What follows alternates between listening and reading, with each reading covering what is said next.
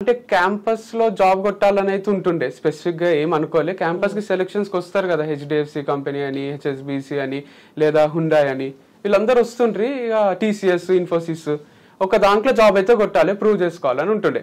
నేనేమనుకుంటుంటే అంటే మా క్లాస్ లో అందరికీ నాకు తెలుసు నేను బాగా మాట్లాడతా, ఇంగ్లీష్ కూడా వచ్చు, అంత మంచిగా మాట్లాడతాడని. ఎట్లయినా జాబ్ వస్తుంది అనుకున్నా. కానీ క్లాస్ లో మాట్లాడడం వేరు, వాళ్ళు స్టేజ్ ఎక్కి మాట్లాడడం అన్నప్పుడు గ్రూప్ డిస్కషన్స్, ఇంటర్వ్యూస్ అంత తడబడుతుంటే ఇట్లా చెమటలు పడుతుండే, ఏం అర్థం కాకుండే. అలా అంటుండ్రి మీరు ఇంకా ప్రిపేర్ కావాలి, మీకు సెట్ కాదు, మీకు జాబ్ ఇవ్వలేమో అని. అట్లా 5-6 కంపెనీస్ రిజెక్ట్ చేసేసినాయి. అప్పుడు అనుకున్నా మనకే టాలెంట్ ఉంటుంది అనుకుంటాము, మనకన్నా టాలెంటెడ్ ఉన్న వాళ్ళు చాలా మంది ఉంటారు. చాలా కష్టం ఈ పోటీ ప్రపంచంలో జాబ్ కొట్టడం అన్నది. కానీ ఆ ఎక్స్పీరియన్స్ వల్ల గూగుల్లో జాబ్ వచ్చింది. కానీ చిన్న జాబే, అది చాలా చిన్న జాబ్. గూగుల్ మ్యాప్స్ అని ఉంటది. సో దాంట్లో 10,000 శాలరీ. గూగుల్ అంటానే అందరూ లక్షలు అది ఇది అనుకుంటారు. చాలా చిన్న జాబ్ అది.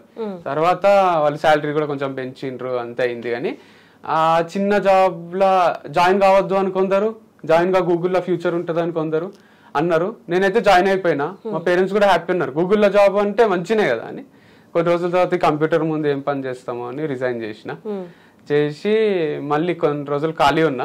తర్వాత మా అన్న ఆల్రెడీ ప్రొఫెషన్లు ఉండే, యాప్టిట్యూడ్ అని టీచ్ చేస్తాం కాలేజెస్ లో, సిబిఐటి, జేఎన్టీయూ ఇక్కడ. ఆ ప్రొఫెషన్ లో కంటిన్యూ అవుతున్నాడు అని నేను కూడా వెనకాల పోతుంటే అందరూ మీ తమ్ముని ఎందుకు పిలుచుకొస్తున్నావు, ఏడికి పోయినా అని అంటుండ్రి. లేదు మా ఊరు ఖాళీగా ఉన్నాడు, ఇప్పుడు వస్తాడు, మా ఊరు నాతోనే ఉంటాడు, మీకు ఏమైనా ప్రాబ్లం అయితే నేను కూడా వెళ్ళిపోతా కానీ మా తమ్ముడు అయితే నాతోనే ఉంటాడు అన్న టైప్ లో తీసుకుపోతుండే. నేను అందరు అబ్జర్వ్ చేస్తుంటే సార్లు వాళ్ళు చెప్తుండ్రి. పిల్లలు జస్ట్ మా అన్న క్లాసు, ఇంకొక ఇంగ్లీష్ సార్ ఉంటుండే శ్రీకాంత్ శ్రీరామ్ అని, ఆయన క్లాస్ కొంచెం ఎంజాయ్ చేస్తుండ్రి. అరే వీళ్ళిద్దరే మంచి చెప్తుండ్రు, వేరే వాళ్ళకి చెప్పనికనే వస్తలేదు, ఇంత నాశనం చేస్తుండ్రు పిల్లల బతుకు, వీళ్ళు కరెక్ట్ కాదు, వీళ్ళు లెక్చరర్స్ గా సెట్ గారు, నేను చెప్పినా ఇంకా మంచి చెప్తా కదా, వీళ్ళు ఎందుకు ఇట్లా అని బాధ అవుతుండే, చెప్పబుద్ధి అవుతుండే స్టేజ్ ఎక్కి. కానీ ఇంకా నాది అప్పటికి నాకు వాళ్ళు ఏమి అవకాశం ఇయ్యలే. జస్ట్ నేను మైక్ అరేంజ్ చేస్తుంటే, బోర్డ్ అరేంజ్ చేస్తుంటే, మార్కర్స్ పెడుతుంటే వేరే సార్ల కోసం వాళ్ళ కోసం, ఒక ఆఫీస్ బాయ్ రోల్ ఉంటే నేను. తర్వాత మా అన్న నేను కలిసి మనమే సెపరేట్ గా ఒక కాలేజ్ ని అప్రోచ్ అయ్యాం, ఛాన్స్ ఇస్తారేమో చూద్దామని. భోజిరెడ్డి ఉమెన్స్ కాలేజ్ అప్రోచ్ అయినాం. ఆమె రామలక్ష్మి అని, మా దూరం చుట్టం అవుతుంది ఆమె. అట్లా కొంచెం సాఫ్ట్ కార్నర్ ఉంది ఆమెకు. ఆమె ప్లేస్మెంట్ ఆఫీసర్ని పిలిచి ఈ పిల్లలు ఇద్దరులో చాలా ఫైర్ ఉంది, అవకాశం ఇవ్వండి అని చెప్పింది. మేము పోయినాము ఉమెన్స్ కాలేజ్. అది మా అన్నకు ఆల్రెడీ ఎక్స్పీరియన్స్ ఉంది. నాకు ఫస్ట్ టైం కొంచెం టెన్షన్ అయింది. ఫస్ట్ 2-3 క్లాసులు మంచిగా చెప్పాలి, కానీ తర్వాత మస్తు మైండ్ బ్లోయింగ్ వచ్చినాయి క్లాసెస్. అది ఆ ప్రొఫెషన్ లో కంటిన్యూ అయినా. తర్వాత ఏమనిపించిందంటే ఇంకేదో అచీవ్ చేయాలి, ఇది కాదు, సినిమా ఇండస్ట్రీకి పోవాలి, అక్కడ కథలు చెప్పాలి, అక్కడ సెలబ్రిటీ కావాలి, సినిమానే కరెక్ట్ మనకు అని సినిమాల చుట్టూ తిరిగినాం ఇద్దరం కలిసి. దాంట్లో ఫెయిల్ అయినాం, ఎవరు అవకాశం ఇవ్వలే అని మళ్ళీ ఈ ప్రొఫెషన్ కంటిన్యూ చేసినాం. తర్వాత ఒక రోజు నేను సోలోగా తిరిగిన, దిల్ రాజు గారిని కలిసిన, అసిస్టెంట్ డైరెక్టర్ గా ఛాన్స్ ఇచ్చిండు, శ్రీనివాస కళ్యాణం అని. అది నాకు బిగ్గెస్ట్ డే అనిపిస్తుంది నా లైఫ్ లా. దిల్ రాజు సార్ ఇట్లనే కూర్చున్నాడు ఇంట్లో. నేను డోర్ దగ్గర పోయి ఇట్లా జస్ట్ డోర్ నాక్ చేసి లోపల పోతుంటే కొంచెం షాక్ అయింది, ఇటు దొంగనా, ఈడెవడు, బుక్కులు ఉన్నాయి చేతిలో, ఒక సేల్స్ మ్యానా, కానీ ఏం అంటలేడు. ఎందుకంటే సార్ కొంచెం రుబాబుగా మస్తు కాన్ఫిడెంట్ ఉంటాడు కదా, ఎవరు నువ్వు అటు వెళ్ళిపో, ఏం అంటలేడు. ఏంది అంటే ఇట్లా బుక్ రాసిన సార్, గూగుల్లో వర్క్ చేసిన, నాకు అసిస్టెంట్ డైరెక్టర్ గా ఛాన్స్ ఏంటి, మీకు చాలా మంది తెలుసు కదా డైరెక్టర్స్, ఎవరి దగ్గర నన్ను పెట్టేసేయండి, హిట్ డైరెక్టర్ అయినా సరే ఫ్లాప్ డైరెక్టర్ అయినా సరే. అంటే ఏంది కరెక్ట్ విషయం చెప్పు అంటే, బుక్ చూడండి సార్ అని బుక్ ఇచ్చి ఒక కొటేషన్ చెప్తున్నా స్టూడెంట్స్ కి చెప్పినట్టు. ఉన్నోడు అంటే డబ్బు ఉన్నోడు కాదు, మంచులా అంటే మంచి మనసున్నోడు, మంచిని మంచిగా చూస్తున్నాడు అని పెద్ద కొటేషన్ ఉంటుంది. అది చెప్తే బానే ఉంది, నేను బుక్ అంతా చదివి నీకు కాల్ చేస్తా అని అన్నాడు. మీరు నాకు కాల్ చేయడం నాకు వెయిట్ చేయలేను సార్, మీ నంబర్ ఇవ్వండి, నేనే ఒకసారి మీకు రిమైండ్ చేస్తా అంటే, నాకు అట్లా నంబర్ ఇయ్య అన్నాడు.